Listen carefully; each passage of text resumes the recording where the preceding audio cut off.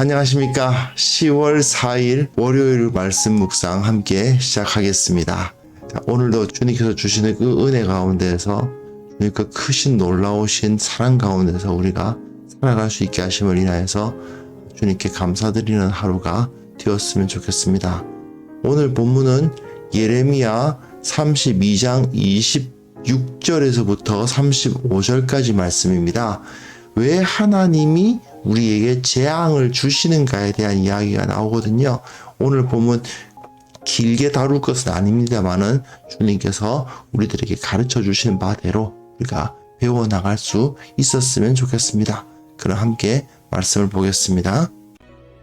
그때 여호와의 말씀이 예레미야에게 임하여 이르시되 나는 여호와여 모든 육체의 하나님이라.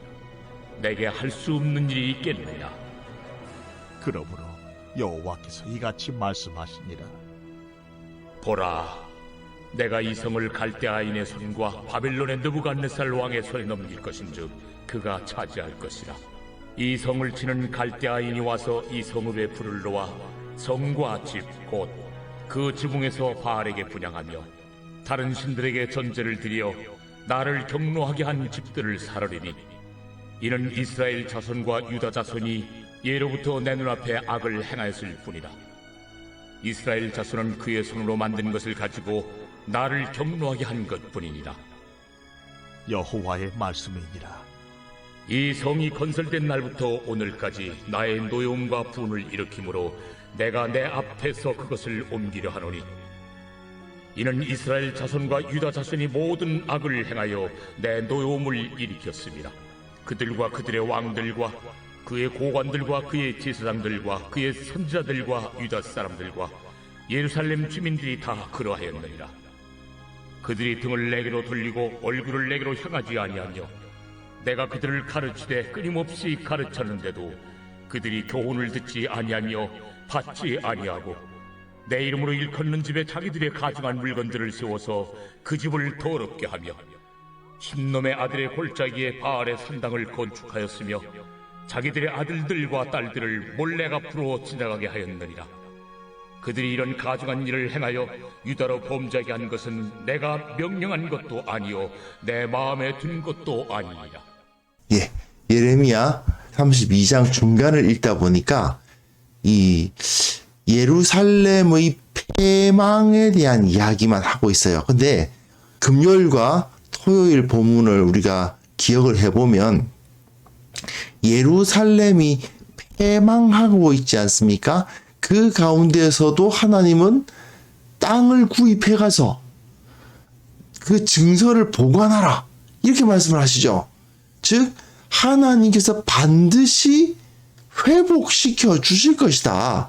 하나님은 너희들이 완전히 망한 상태로 내버려 두지 않으시고 이 땅을 너희가 다시 매매하는 날을 주실 것이다. 그 이야기를 하려고 지금 예레미야는 그 이야기를 하려고 좀 이야기를 쭉 풀어나가고 있어요.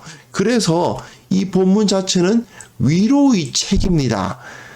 오늘 본문은 하나님께서 그 재앙만 이야기하시는 것 같은데 그런데 어디까지나 그 위로를 이야기하시기 위해서 회복과 구원을 이야기하시기 위해서 왜 너희가 이런 재앙을 당하게 되었느냐를 이야기하는 본문입니다. 그래서 유다가 망한 이유에 대해서 다루지만 회복의 이야기를 하기 위해서 다루는 것이다 하는 것을 기억하시면서 오늘 본문을 읽으셨으면 좋겠어요. 자, 오늘 어디까지나 확실한 약속, 그 회복에 대한 확실한 약속을 이야기하는 본문인데 그런데 앞뒤를 떼고 이렇게 읽다 보니까 재앙에 대해서만 오늘은 묵상을 하게 되겠습니다.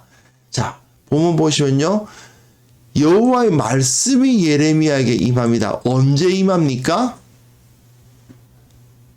매매 계약이 맞춰지고 이 땅은 지금 망하게 됐는데 이 땅은 드디어 이제 바벨론에게 삼켜지게 됐는데 그런데 그 땅에 대한 매매를 하라. 그 땅을 사라고 말씀하셨잖아요. 그래 그 땅 샀단 말이에요. 그러니까 예레미야 마음은 어떻습니까? 그냥 탄식이 나오죠. 그냥 막 괴롭습니다. 아, 하나님 저한테 이리 땅 사라고 하셨죠. 근데 정작 저기 보십시오. 지금 바벨론 군대가 쳐들어와가지고 우리를 애워싸고 있습니다. 우리 어떡합니까? 그렇게 그냥 탄식을 하고 있는 거예요. 근데 그 가운데에서 도무지 이 땅이 해결될 것, 이 땅이 구원받을 수 있을 것 같지 않고 내가 지금 이 땅을 돈 주고 샀는데 17세기를 주고 샀는데 이 땅이 과연 나에게 무슨 의미가 있는가? 아무 의미가 없지 않는가? 이 땅은 드디어 더 이상 하나님의 땅, 하나님의 백성이 가질 수 있는 그런 땅이 아닌가? 그런 탄식이 드는 상황에서 하나님께서 말씀하시는 거죠. 나는 여호와여 모든 육체의 하나님이라 내게 할 수 없는 일이 있겠느냐? 예, 이것은 사실은 하나님께서 왜 구원 못 하시겠느냐? 그 말입니다. 하나님은 반드시 구원해 주실 것이다 하는 이야기를 하고 있는데, 근데 이 다음부터는 무슨 이야기를 하냐면 왜 망했는가 이야기가 나와요. 보라, 내가 이 성을 갈대아인의 손과 바벨론의 느부갓네살의 손에 넘길 거다. 그가 차지할 거다. 그들이 가져간다. 갈대아인이 와서 이 성읍에 불을 놓고 성과 집, 그 지붕에서 다 태워버릴 것이다. 바알에게 분향하며 다른 신들에게 전제를 드려 나를 경노하게 한 집들을 불태워버릴 것이다. 왜 하나님께서 이 예루살렘 성을 멸망시키시는가가 나타나고 있는 거죠. 하나님께서 바벨론을 막으실 힘이 없으셔서 하나님의 나라인 이 유다의 군사력이 바벨론보다 약해서 아니라는 겁니다. 그게 아니고 너희가 성과 집에서 바알에게 분향하며 다른 신들에게 전제를 드려서 하나님을 경노하게 했기 때문에 하나님께서 이 성을 바벨론에게 넘기시는 거라는 거죠. 이스라엘 자손과 유다 자손은 내 눈앞에서 악을 행했을 뿐이다. 나를 경노하게 했을 뿐이다. 그러니 내가 어떻게 너희들을 지켜주겠느냐 이렇게 말씀하고 계신 것입니다. 여기서 중요한 것은 무엇입니까? 이게 중요해요. 나는 여호와여 모든 육체의 하나님이라 내게 할 수 있는 일이 없다. 나는 여호와 하나님이어서 너희들을 구원할 것이다. 나는 모든 육체의 하나님이기 때문에 나는 할 수 없는 일이 없고 반드시 네가 산 이 땅이 의미 있게 될 것이다.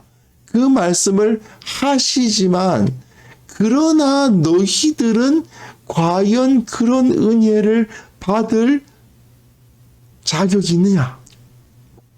없다는 것입니다. 이스라엘은 전혀 그런 은혜를 받을 자격이 없습니다. 왜 그렇습니까? 예, 범죄한 자들입니다. 바알에게 분향한 자들입니다. 다른 신들에게 전제를 드린 자들이다 이겁니다. 그 말이 계속 나와요. 그게 언제부터 언제까지냐? 이 성이 건설된 날부터 오늘까지다.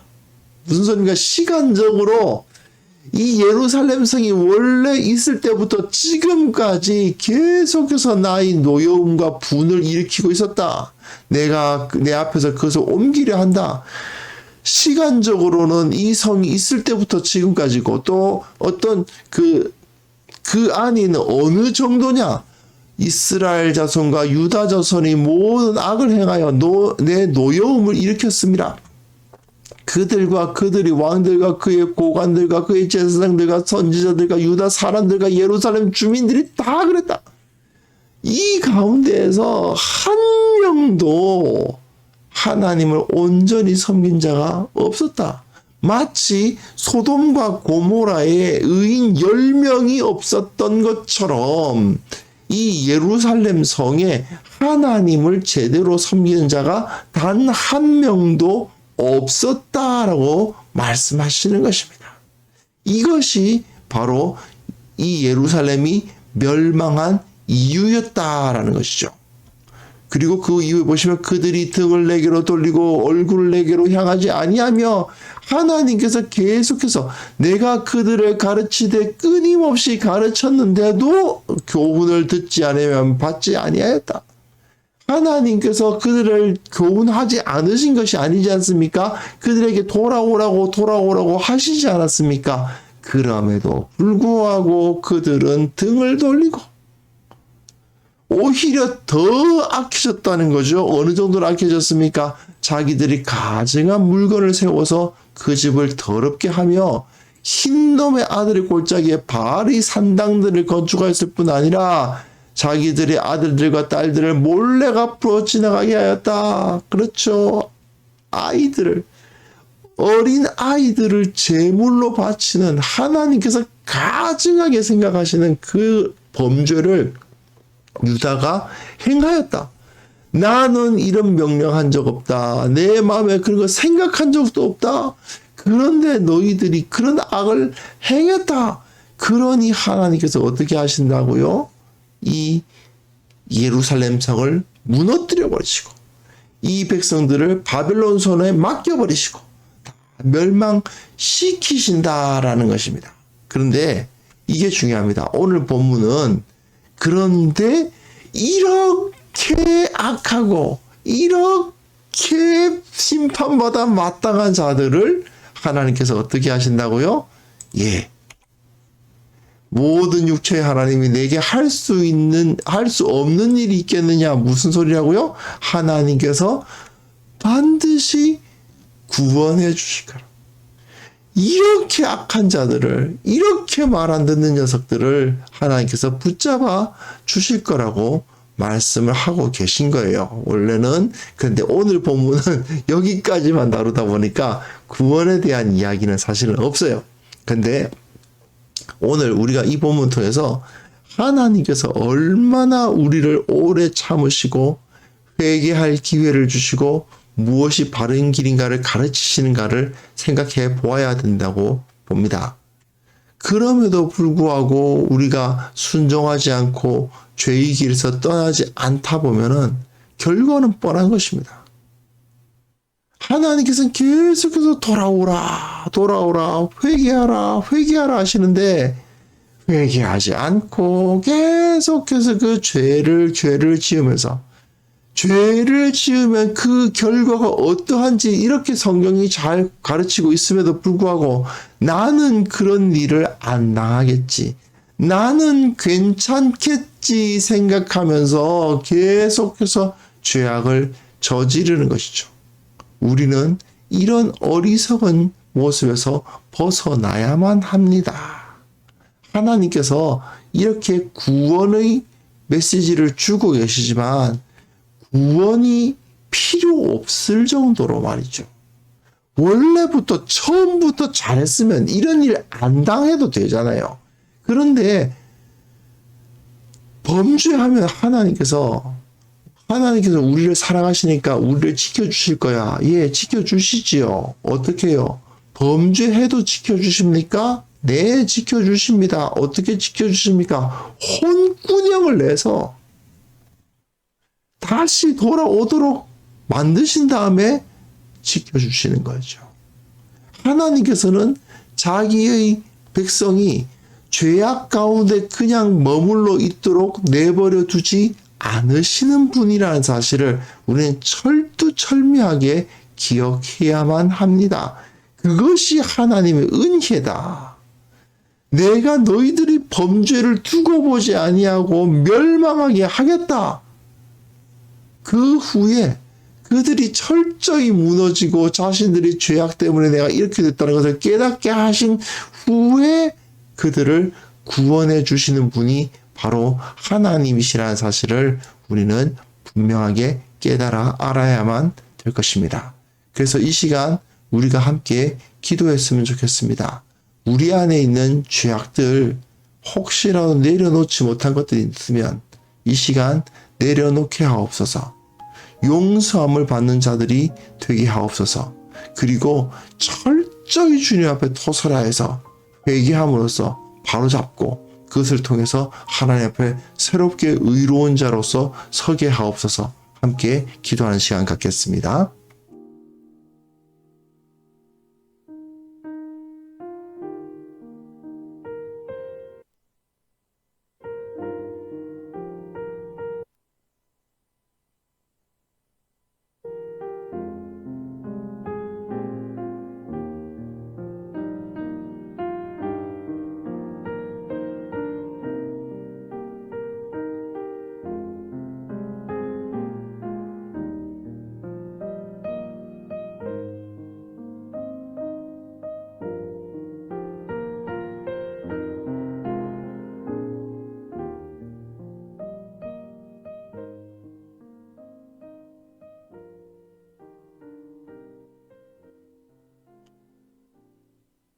거룩하신 하나님 아버지, 우리가 주님 앞에 온전한 모습으로 회개하는 자들 되기를 원합니다.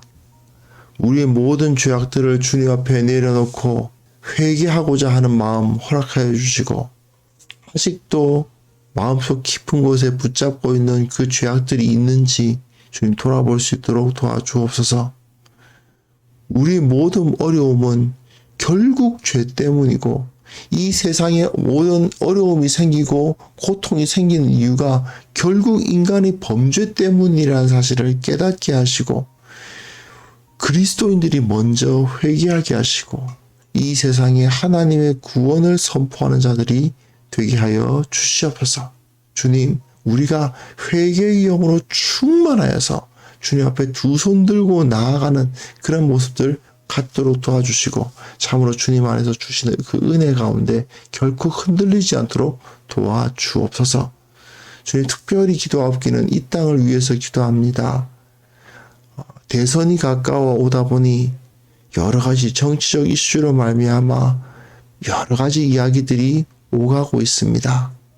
수많은 사람들이 서로 간에 자기들의 지지자들을 내세우며 이 말 저 말을 하고, 그 가운데 서로 상처받기도 하고 비난하기도 하고, 또한 참으로 올바르지 못한 모습으로 자기 자신을 드러내는 경우가 많이 있음을 주님께서 보십니다.